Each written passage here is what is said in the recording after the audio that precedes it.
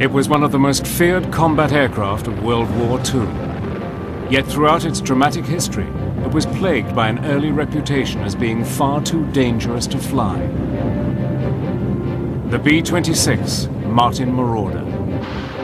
I was just petrified when I realized here I was on an air base full of those creatures, and I was going to have to be a pilot in one of them.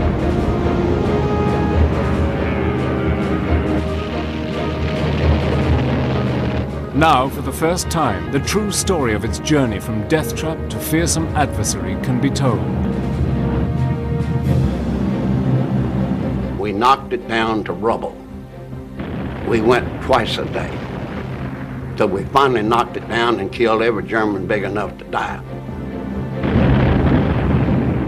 Using unique archive film and detailed color reenactments, Battle Stations enters the controversial and unpredictable world of the Martin B26 Marauder.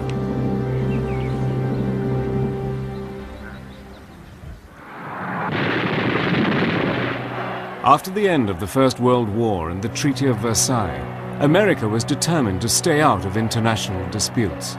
It adopted a policy of go it alone and retreated into a long period of isolation. For almost 20 years, the US armed forces fell way behind those of modernizing Europe. In Europe, air superiority was recognized as the key to successful modern warfare. It was a time of major technical developments, with new theories and tactics for the new generation of fighter bombers.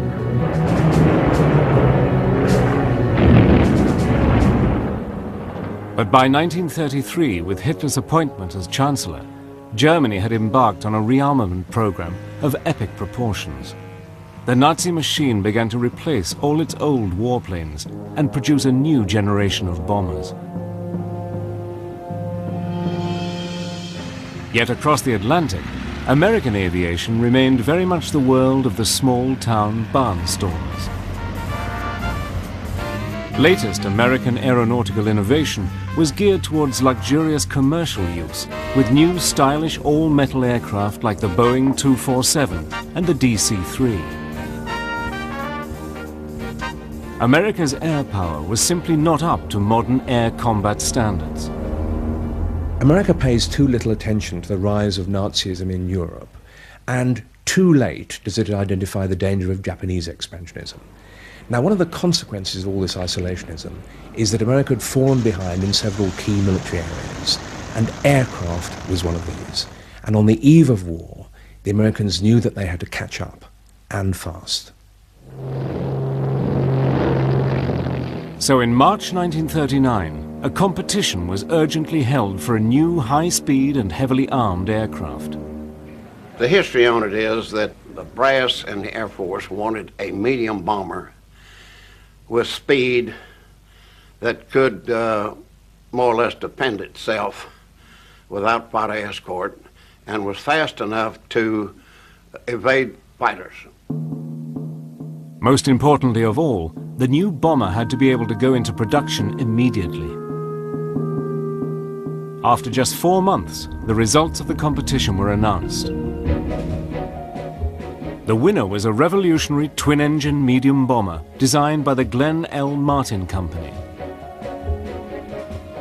The new aircraft had been designed by a young team led by a 26-year-old aeronautical engineer, Peyton M. Marauder. Marauder's radical new design was a sleek, heavily armed aircraft incorporating the latest aeronautical technology with short wings for high-speed performance.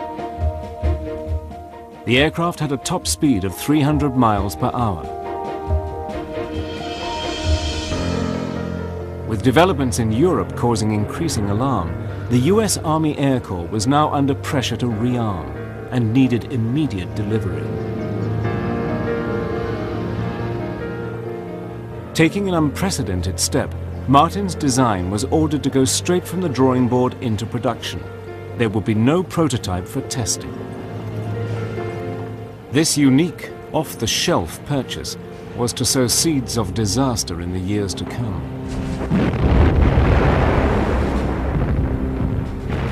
Just weeks after the contract was awarded, the expected war in Europe erupted. In a rush, the Army Air Corps ordered additional modifications of extra armor plating, torpedo racks, and a top gun turret, all of which substantially increased the weight of the aircraft.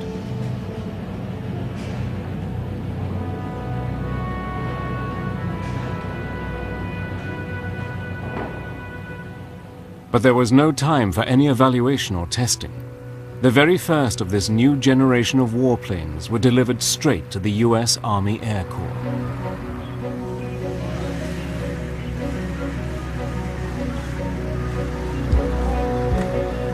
My first impression going out to the flight line and joining with the first pilot, the instructor pilot, was that I was getting into something that would be the most modern that I had envisioned of anything flying up to that point. And so I knew that I was in something different when I first climbed into that cockpit area. My first impression that compared with what we'd been flying, it was a large aircraft. And I had had no experience in an airplane that size. Also, it looked somewhat formidable with its four-bladed props and its guns in the tail and the guns around the body of the fuselage and a little gun in the navigator's compartment. So it was a forbidding-looking airplane. Cowl flaps open. Open. Magruder was an innovator and incorporated many new advanced design features, which included tricycle landing gear, an all-plexiglass nose, and the latest electrical bomb sight. Crew, stand by for takeoff. All right, here we go.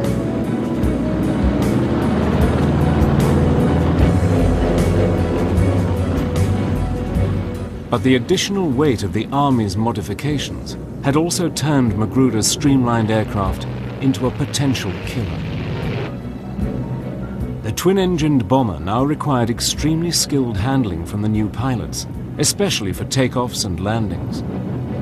One of the first ones I flew was the 11th airplane off the line. And they were having quite a lot of problems with it. And if I recall, the second day I was there, one of them went in off the end of the runway and exploded. And let's say that got my attention.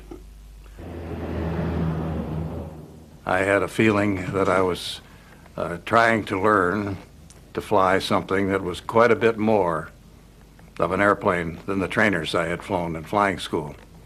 And so it was a thrill and also a hint of caution that I'd better handle it very carefully and still be aggressive enough to learn to fly it as well as my instructor. Due to the lack of testing, the new aircraft suffered from a series of problems. Nose wheel struts collapsed, hydraulic lines leaked, fuel lines clogged, and the yet untested four-bladed propellers regularly failed. To make matters worse, by the autumn of 1941, difficulties arose in material shortages in the defense industry. Aluminium and propellers were just not available. The airplanes were coming off the assembly line, but there were no props.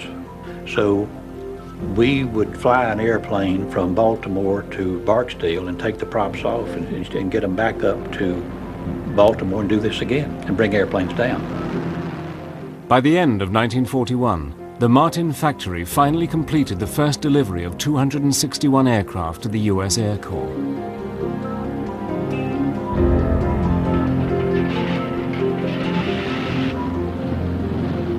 The delivery was just in time to be deployed in the front line of American forces in the desperate days after Pearl Harbor. New pilots were now urgently needed for combat, but within months, this aircraft was proving too hot to handle, with an alarmingly high number of deadly accidents. The B26 Marauder quickly gained the notorious reputation as the Widowmaker. I was just petrified when I realized here I was on an air base full of those creatures, and I was going to have to be a pilot in one of them.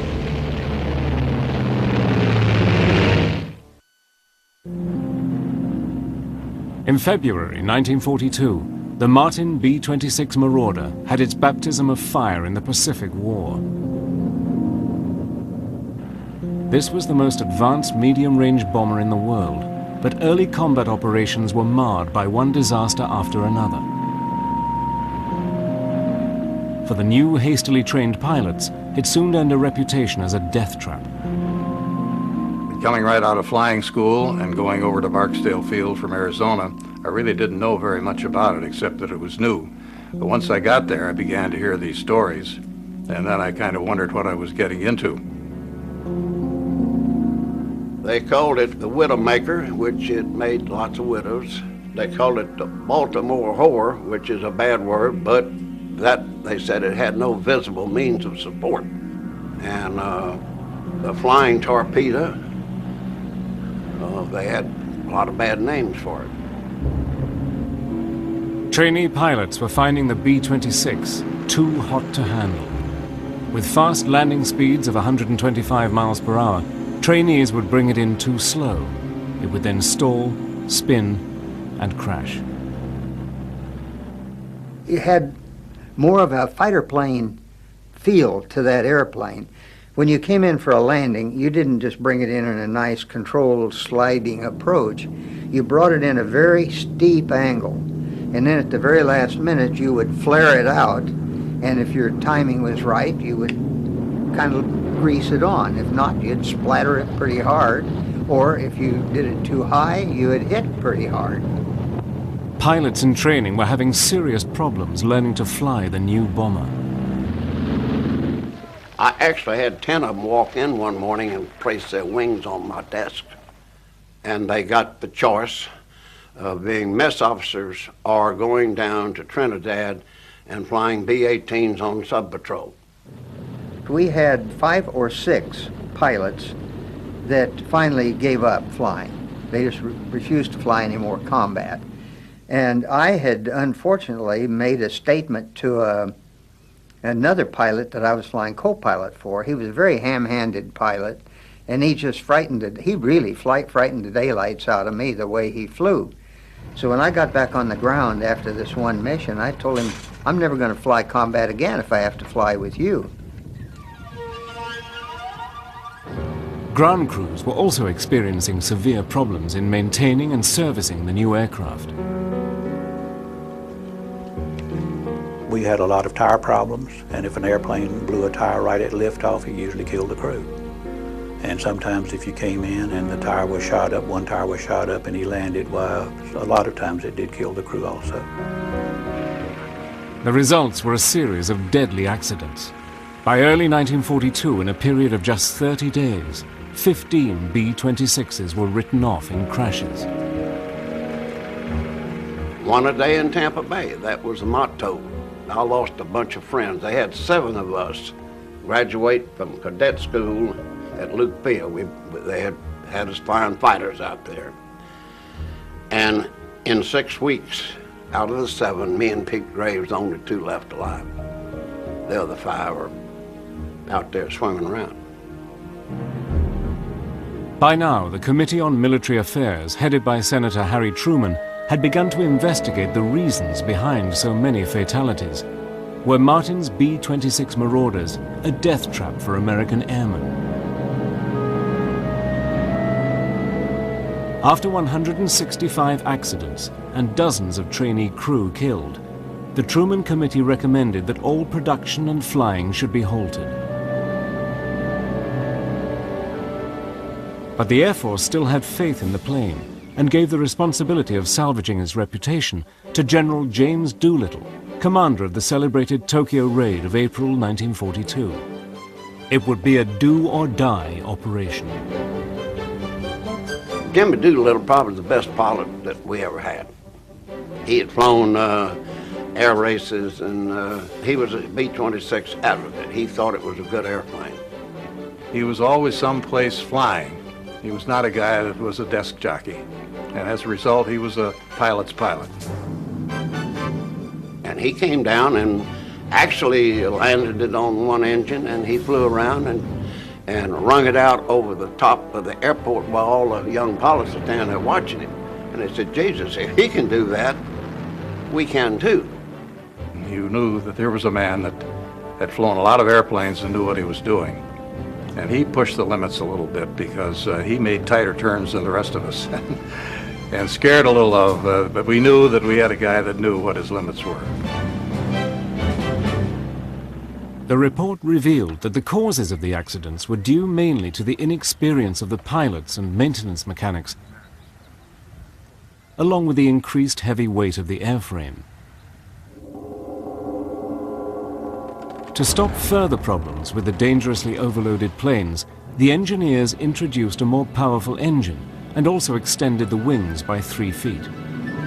This made the plane much easier to control, especially takeoffs and landings. Doolittle organized a new training program for both pilots and mechanics. Flying demonstrations were performed by the legendary test pilot Vincent "Squeak" Burnett to boost morale and renew faith in the Marauder.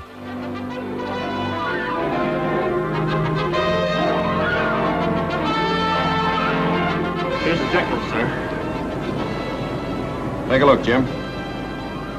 Since you're going to be a B-26 pilot, that's your Bible. Left landing gear and wheel well check. Well, that U-lock the crew member's removing is a safety precaution we have to prevent anyone from raising the landing gear while the ship's on the ground. You don't mean to tell me that's ever happened? That and worse. Now get on with that checklist and see that none of those other things ever happen to you. You fly her for a while, Jim. Get the feel of the controls. See how easily she handles. Controls are easy, aren't they? Smooth as a GI haircut. Doolittle's training program had rescued the B-26 from congressional action. But the stigma of the Widowmaker would not go away. The Marauder would have to prove its critics wrong where it mattered, in combat. And now the moment had come, as the B-26 Marauder headed for war in the deserts of North Africa.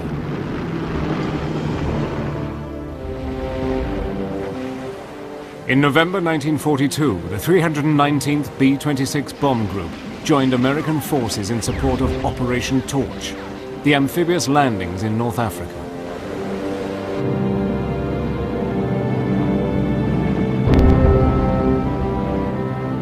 But using the new medium bomber for low-level ground attack operations could be disastrous.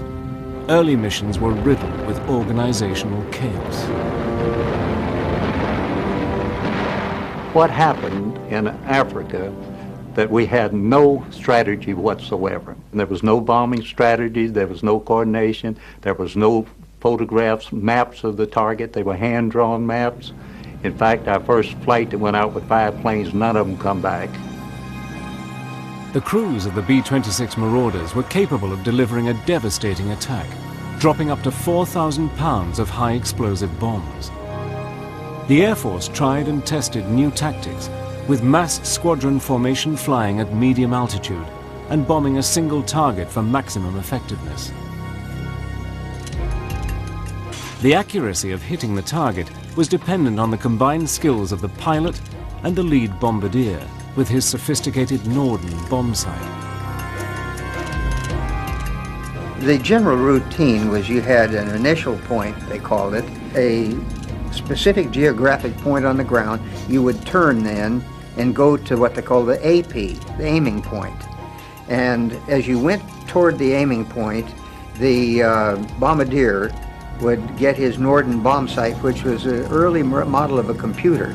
He would get it organized so that he'd say left, left, right, right, up, up, down, down, whatever, to get the pilot and that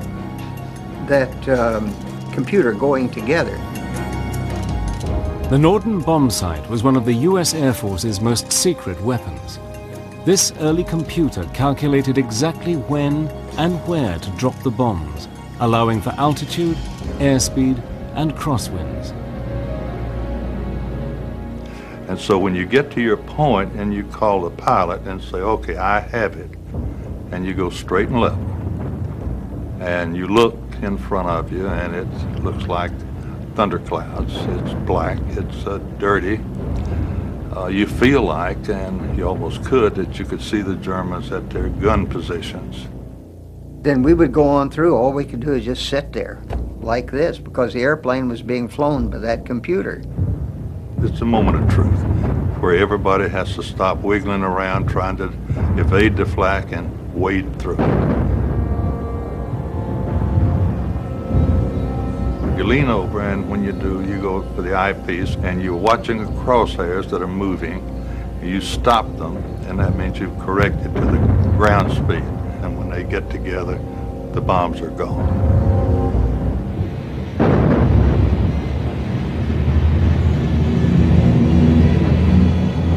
The minute he'd say bombs away, then boy, we had our hands on the controls. Sometimes both of us would be, you know, getting it into whatever direction we'd pre-planned for the breakaway. Time stands still. Trust me, it's a long, long run when it really is probably 3 to 4 minutes, 5 minutes, but it seems a lot longer than that. The home run to the target for the crews of the Marauders was no easy ride. We had done our job, dropped the bombs. We encountered some flak and some fighters, but my airplane didn't get hit. And we were all assembled and going back to our base. But on one mission, one of the Marauders was hit by flak and unable to rejoin the formation. We were supposed to all stay together, and if a guy got crippled, it was his tough luck, but I didn't dare. I didn't want to do that. This guy was out there by himself. He could have been picked off. But I got close enough to be tightened up for defensive purposes to take a look at him. Well, he was flying straight and level, trying to keep it going, but he had to fly slower because he was crippled. So I had a camera there that we all had, that if something unusual occurred, you could use the camera if you weren't busy fighting off something. And while the other guy flew the airplane, I took this picture myself. I noticed what was wrong. Both engines were moving, but underneath there was a big gash in the left wing. There were holes all along the side of it facing me. This airplane flew all the way back. It must have been about 150 miles or so that he flew back with me on his wing. He couldn't make a normal landing. He made a belly landing. Got those wheels up and skidded in. Nobody was injured inside, but the airplane was really wrecked. The Marauder was not only capable of surviving severe punishment, but was also recognized as a valuable kit of spare parts. If it hadn't been for airplanes bellying in, we would not have made it. That was our spare parts.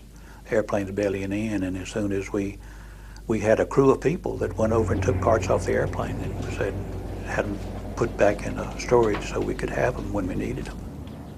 In terms of belly landings as being a source of a possible crash, nobody really worried about that. We could skid that doggone thing right in, whether it was on mud or on a paved runway or not. And if we had to do it, we'd do it. And in fact, most people would rather make a belly landing than get it up there and bail out and let the airplane fall. In the first 3 weeks of operation in North Africa alone, the B-26s of 319th Bomb Group had flown just 20 missions, losing 10 aircraft and 40 men. Now it was the B-26's combat losses that were called into question.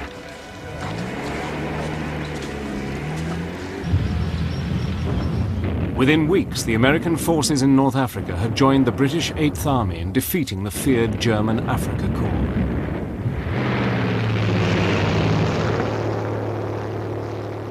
The Air Force continued to experiment with the B-26, bombing at different altitudes, but soon realized that it was most effective between 10 and 12,000 feet, exactly the height it was originally designed for.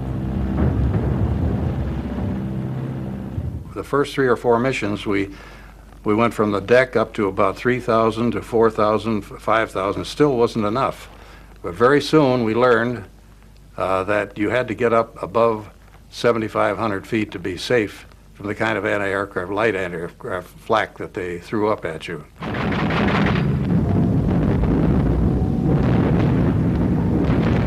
You knew you were going to be attacked coming out of the target area.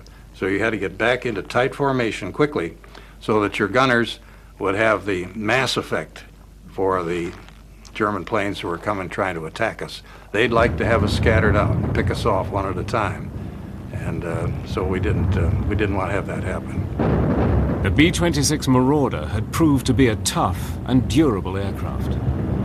We had them come back with half the tail shot away and engine shot out. And a 26 would absorb a lot of damage.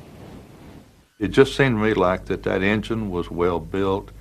It would take a lot of beating. We had occasions where engines were shot out. We've been beat up any number of times where you get damage to the plane. There are even occasions where the crew, parts of the crews were killed. The plane came back. The Marauder was fast earning a reputation as a deadly precision bomber.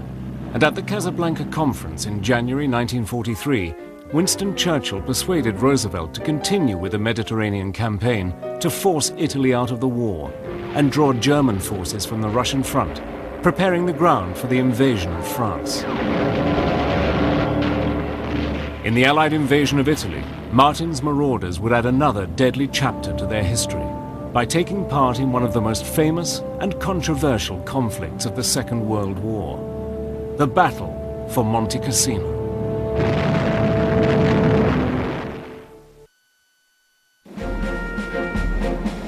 By 1943, a change of tactics from low-level to medium-altitude bombing and the combat experience of the Marauder crews had finally brought a change of fortune.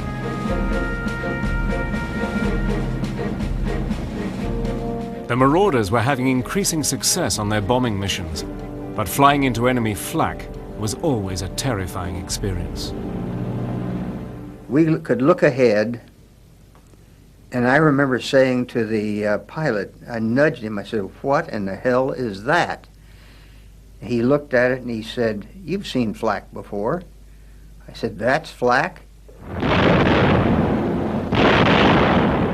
Well, here was this solid black band with red flashes all through it. Well, the Germans had already picked up our altitude, direction, and everything else, so they were just laying a barrage into our flight path. And I don't know how we got through that. I mean, you can almost walk on this stuff. It's big black puffs. And when you have one where your airplane shudders, that means you done took on some of this stuff. When you could see flak, then it was reasonably close. When you could hear it, it was very close. When you could smell it or feel it, it was terribly close, within 40 feet of you. Well, that's what we felt all the way through that black cloud, was the aircraft just bouncing, and the smell of cordite or whatever that powder is. We could feel the stuff, we could hear it, we could smell it. I was there as we were on the bomb run before we got to the target, and we were getting an awful lot of flak. But pieces began to fly off of our lead ship. They were bouncing off of us, and it was a scary experience. I had to try to keep straight and level while we're trying to get on our target. But in doing that, and worrying about the bursts of flak that were coming all around, all of a sudden I found there was a bump on my head, bang, like somebody hit me with a hammer and knocked my goggles flying and whatever else I had on my head to protect my skull. But just, it was a sudden shock. And what had happened was that a piece of flak came right through plexiglass, right straight ahead of me. And of course, if I'd have been done like my grade school teachers used to say, sit up straight, Conlon, I'd have been dead and I would have gone right through here. Fortunately, I was a little slumped and it went right through here, grazed the top of my scalp, but it hit hard, drew a lot of blood. It was a shock. It was a surprise, and I knew I didn't know how bad it was, but I was not unconscious, so I could still function. But I had to get this blood stopped, and so the next thing happened was someone was bandaging me and the other guy was flying the airplane till we could get back out of this flak, and fighters were now coming in too. I had a whopping headache for the next day, but other than that, I was okay. The Allied invasion of Italy was launched in September 1943.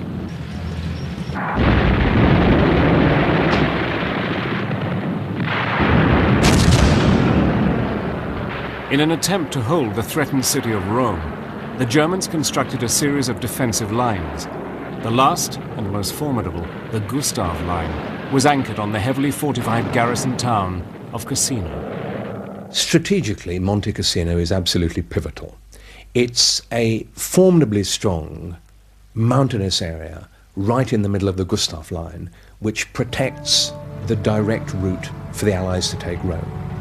Now, what had happened in early 1944 is that not only had a direct assault on the Gustav Line failed, but the Allies had tried to get round it by going to Anzio, and that also had stalled. So one way or the other, they were going to have to solve the problem of Monte Cassino.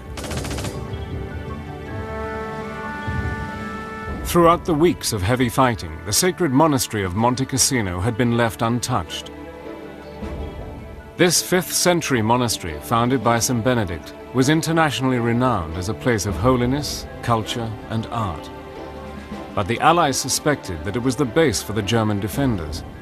In a highly controversial move, it was ordered to be destroyed.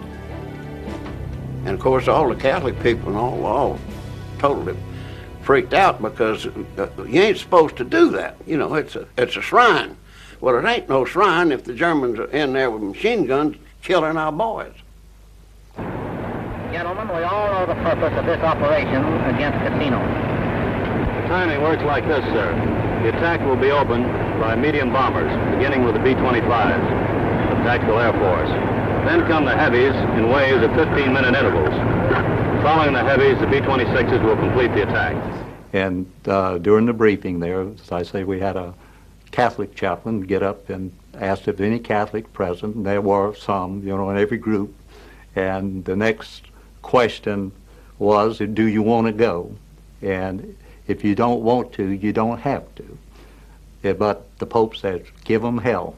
So we did. The sky was full of every kind of aircraft that I knew of in the whole Southern European theater. The B-17s, B-24s, the P-47 dive bombers, the Spitfires that we had covering us, the P-51s that had just come in. Everything was in the air. The Germans were firmly dug in, and as the formations of marauders approached Monte Cassino, the skies were ablaze with flak from the German guns. We're getting shot up pretty good, but you see, the pilot, he don't see a lot. In other words, he goes up there on the lead ship. Now, he flies the airplane up to this bomb run, and at that point, this northern bomb site takes over. Well, I remember seeing the casino. It was a white building sitting up there, and to me it looked like a white picket fence, you know, around it. And we made our bomb run, and as we was making our bomb run, we came in and we dropped our bombs, and I could see them exploding from one end to the other of the casino, and nothing but dust underneath there.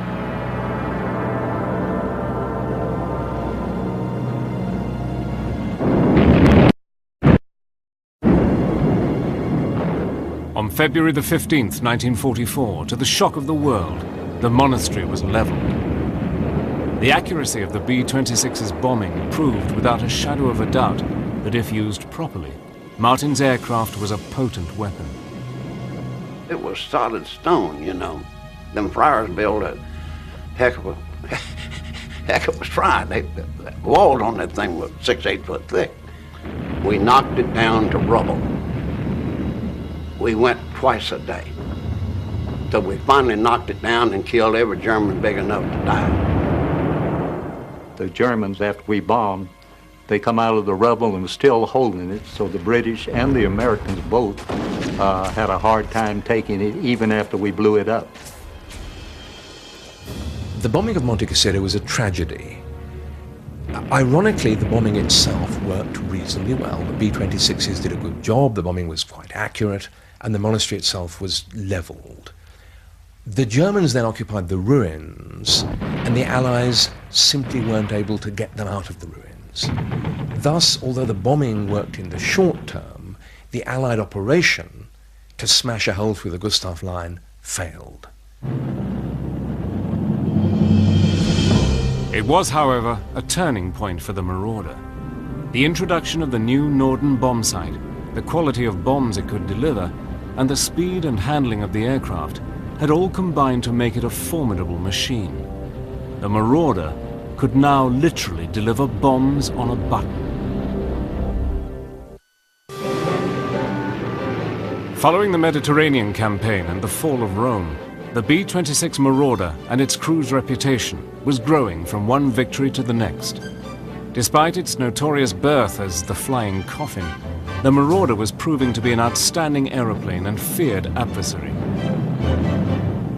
The improved bombing accuracy and switch to medium-altitude tactics meant that the Marauders had now come into their own. D-Day would provide the Marauders with new challenges. The B-26s were called upon to soften up the enemy in an intense pre-landing bombardment. They played a key role attacking German troop movements, communications, and defenses. Marauders of the 9th Air Force fly over the invasion surface fleet, past the beachhead to strike at enemy concentrations. And when the Allies invaded southern France, the B-26s helped to neutralize the heavily fortified southern French ports of Bordeaux and Toulon. Designated as a fortress by Hitler, the port of Toulon was dominated by hundreds of shore batteries and anti-aircraft guns. If the harbor was to be captured, the guns had to be destroyed.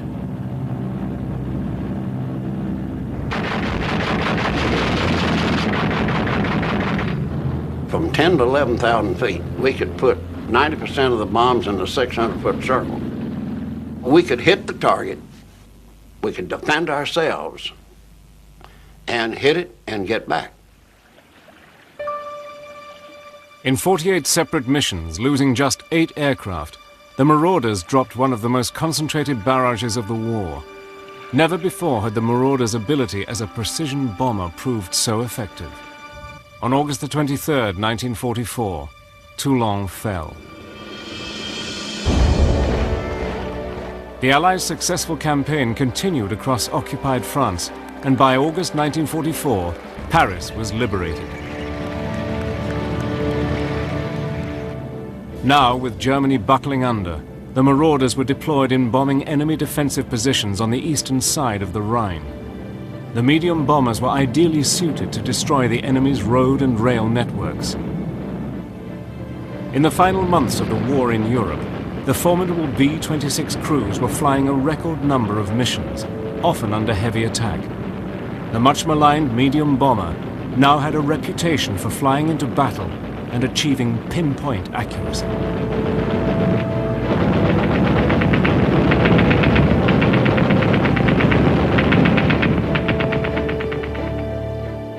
The Marauder was also admired by its crews for its strength and ability to take intense punishment. Towards the end of the war, on a bombing mission across the Rhine, B-26 bombardier Charles Meuse had an experience he will never forget. We were just 20 miles or so from Strasbourg, and we took a hit.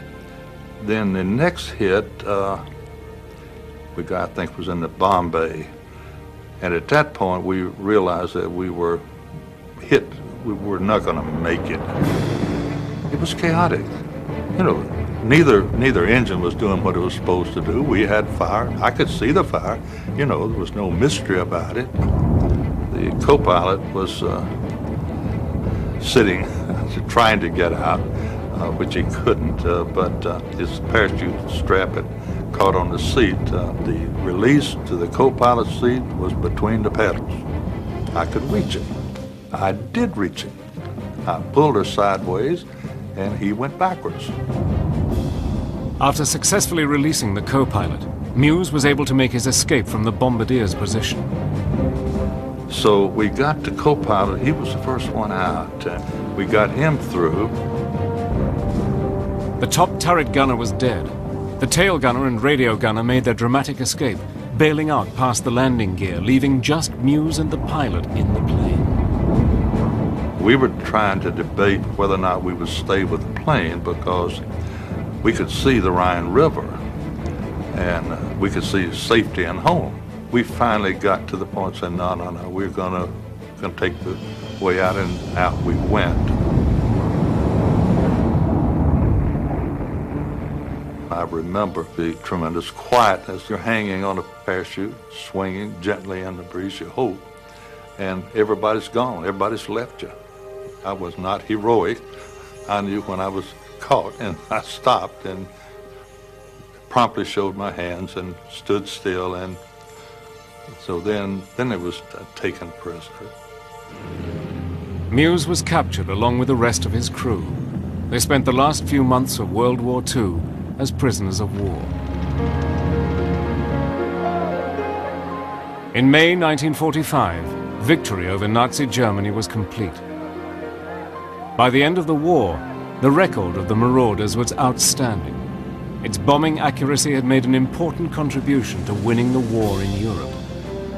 The B-26 had made aviation history. With an enviable record for survival, its actual combat losses were fewer than any other Allied bomber in the war. Dogged by its reputation as a Widowmaker from cradle to grave, this remarkable plane was tragically buried without the military honors it so richly deserved. With the war over in the late autumn of 1945, the 500 remaining B-26s were blown up for scrap in Germany. Ironically, the aluminium was collected to help rebuild the devastated German metal industry. I would say that considering its birth, when it came out and how many people it killed, it was a bad airplane. Now, as we learned to fly it, and as the mechanics learned to maintain it, it became a good airplane. You'd have holes all over the airplane and still it was flying. Come home on one engine, fly almost the whole distance on it. And that was a pleasant surprise. And so that we kind of loved that airplane after seeing what it did for us in so many missions. That was probably one of the greatest aircraft that we ever had in the military in those days. In terms of its ability to take a terrible, terrible beating. And that was one thing that made it tenable for us to fly that airplane and keep on flying it, because we knew that sucker would bring us back. You know, it might be hard getting back, but it would get us back.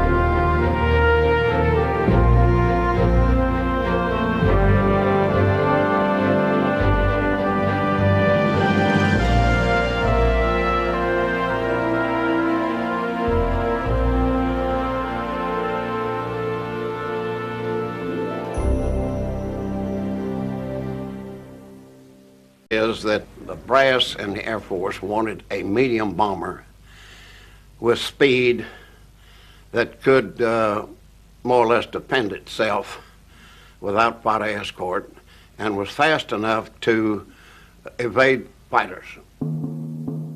Most importantly of all, the new bomber had to be able to go into production immediately.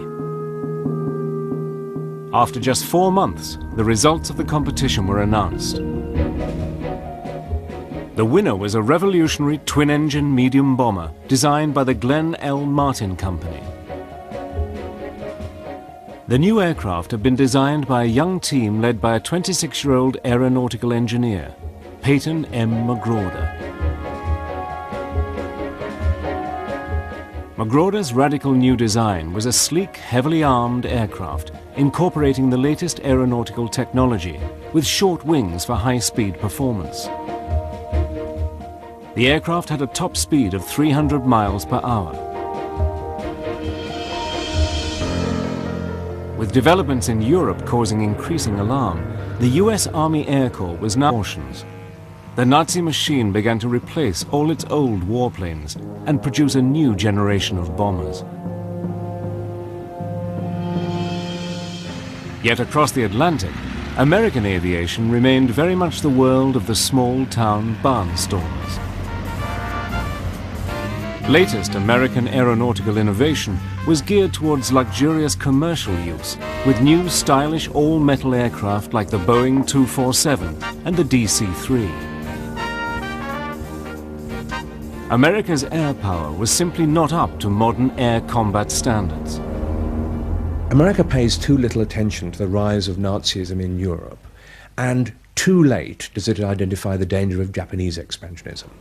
Now, one of the consequences of all this isolationism is that America had fallen behind in several key military areas, and aircraft was one of these. And on the eve of war, the Americans knew that they had to catch up, and fast.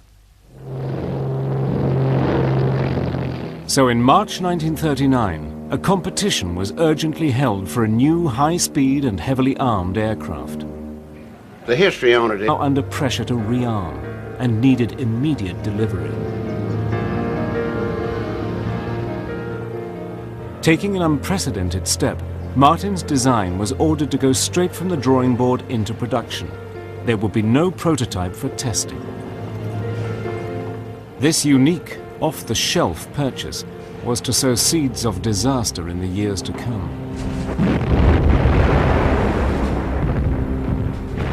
Just weeks after the contract was awarded, the expected war in Europe erupted. In a rush, the Army Air Corps ordered additional modifications of extra armor plating, torpedo racks, and a top gun turret, all of which substantially increased the weight of the aircraft.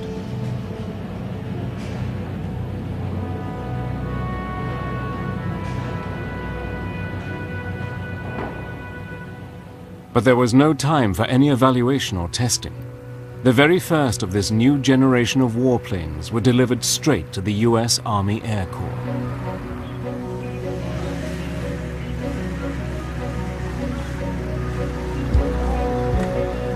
My first impression.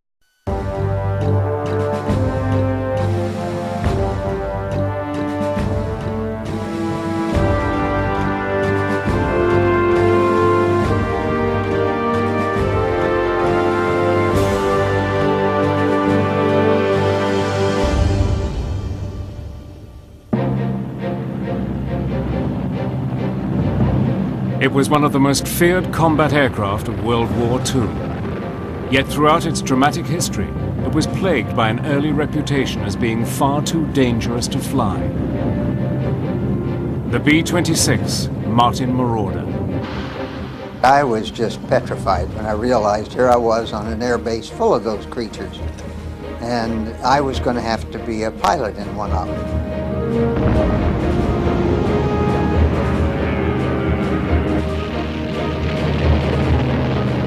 Now, for the first time, the true story of its journey from death trap to fearsome adversary can be told.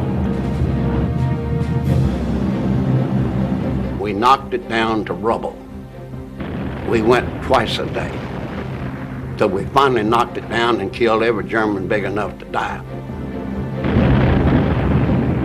Using unique archive film and detailed color reenactments, Battle Stations enters the controversial and unpredictable world of the Martin B26 Marauder.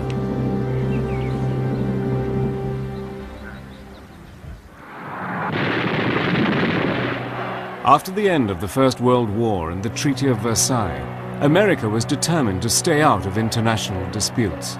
It adopted a policy of go it alone and retreated into a long period of isolation. For almost 20 years, the US armed forces fell way behind those of modernizing Europe. In Europe, air superiority was recognized as the key to successful modern warfare. It was a time of major technical developments, with new theories and tactics for the new generation of fighter bombers.